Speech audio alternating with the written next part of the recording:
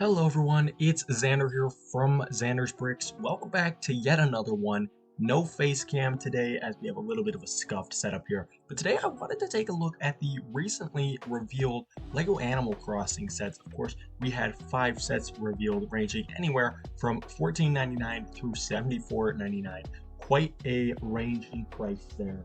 But also, this is one of those themes that a lot of people have been looking forward to for a long time. I know it was rumored earlier this year, but just the fact that we're getting Nintendo minifigures is something that a lot of us have been really wanting. So I wanted to dive into this and give you guys my thoughts because I have some fears, but also some hope for the future of LEGO Nintendo sets. So we're just going to start off right away with Julian's Birthday Party, the smallest of the 5 sets. Now, Julian's Birthday Party has some interesting pieces in it.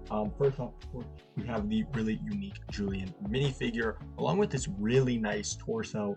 But also, this set overall has some great elements. I mean, we've got some awesome colors from pinks and some blues. We also have this nice cake piece, which I've only ever seen in LEGO Friends. Also, some nice flowers. It looks like we've got a printed coin here, perhaps. I know I mentioned that torso and all this on the minifigure, but overall, it's nothing crazy. Of course, this is only 170 pieces. This is actually the best piece to price ratio out of all the sets, I believe. So 170 pieces for that $14.99 price tag, and overall a pretty decent set, pretty decent bang for your buck. Of course, Julian, not the most recognizable of Animal Crossing characters, but if you're just a LEGO fan wanting to get your hands on an Animal Crossing set, this is probably going to be your set. Now, if we move on, of course, to the next one up at $19.99, we have Bunny's Outdoor Activities, which Bunny, awesome looking figure. I think they did a phenomenal job on him. The torso looks great, just like the previous one. Now the piece to part ratio or price ratio is actually worse on this one, 164 pieces for $20 instead. I'm not really sure why that is, why this one isn't cheaper, or why this one isn't the cheap one. I think it might truly just be size. This one obviously looks larger. This one has less unique pieces in my opinion, but I think the minifigure is better personally. We get a butterfly, some floral pieces, a spider, along with some more leafy pieces, that net, of course, but nothing too crazy. I mean, the tent is nothing wild. The trees, of course, we see in other sets as well. But you'll notice that all of the sets are built on these plates like so, very much resembling the game. I don't know that I love how it looks altogether, as I have a feeling they're only connected by a couple plates, or at least I'm hoping they're connected, but very almost weird look to it. I get what they were going for. I don't know that I love it. And then moving on to Captain's Island Boat Tour. I love this one. I think it looks awesome, but there is a big stinger, and it's the price. $30 for a set with 233 pieces isn't awful, but it definitely is worse than some junior sets we've seen, some 4+ ones we've seen. Of course, we get 2 minifigures. Once again, not the most well-known Animal Crossing characters, but still in here pretty good. We don't get many pictures of this set right off the bat. I mean, these are the 2 pictures we get, so nothing crazy. There's not much to look at though. We have a hermit crab, which is nice, some nice printed pieces along with the boat. The minifigures, of course, nice, but this set ultimately, it doesn't have a ton going for it. Like, I don't love anything too much. I like how it looks because it's a beachy sort of scene, which is awesome. It's different than the other ones, but I don't love, all of the elements included.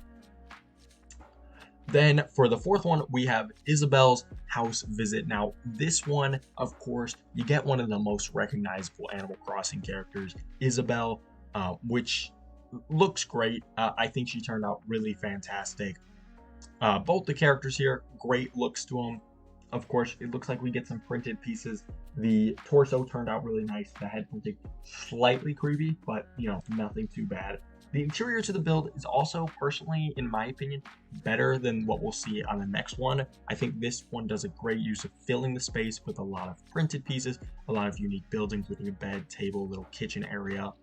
And something interesting that we'll see about this is that we have these windows. Now, these windows make me wonder if perhaps we can replace windows or what they're for. I'm not too sure, but I would be really interested to see if the windows can just be easily replaced or what that's all about. I love the exterior of this building. I like all the small details they have. And I think like this one, probably out of all of them, I think this is the best bang for your buck. First off, you get Isabel. This one has 389 pieces for $40, which isn't too bad. Better than some of those other ones. Of course, this one and that smaller one are probably the best bang for your buck right now. But if you're looking for a more substantial build, something more Animal Crossing, this is probably your set.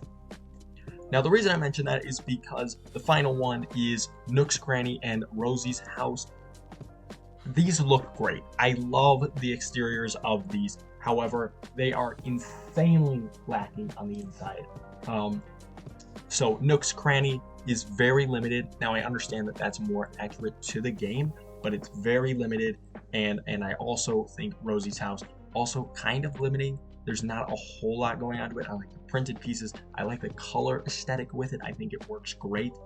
This is also a great moment to talk about the minifigures. Of course, Nook, one of the most iconic Animal Crossing characters. Rosie is still very important to the game, but not as, prominent. Both of these look great. I think Rosie personally actually has some of the least printing and the least unique look to her, but I do love how Nook turned out. I don't think you could have asked for much more, and I can see why LEGO threw him in the most expensive set because he looks great. I feel like most people are going to buy this set and Isabel set because you get both of them. Now, the exteriors of the buildings, as I was mentioning, look great. I love how they look. I would love to get my hands on these and make them slightly different, make them slightly better, because I'm loving how Nook's Cranny looks. I don't love Rosie's House. I understand, again, game accurate, but I don't love it. Again, we also get those windows, so I'm still very curious what those are for. Now, the big hitter to this set is actually the price. The piece to price ratio, 535 pieces for a whopping $75 is absurd. That is an insane price hike. I could understand maybe $60, but $75 for this set is absolutely wild to me. I'm not even sure why. There's nothing like in the description or anything like that where it's like, oh, this is exactly why. It truly just is overpriced.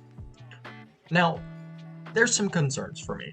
Number one, I don't think this is the strongest they could have done with the first wave of Animal Crossing. I mean, obviously, we got some really awesome minifigures, which is the main appeal to the set, but I think especially some of these cheaper ones, they look pretty dinky.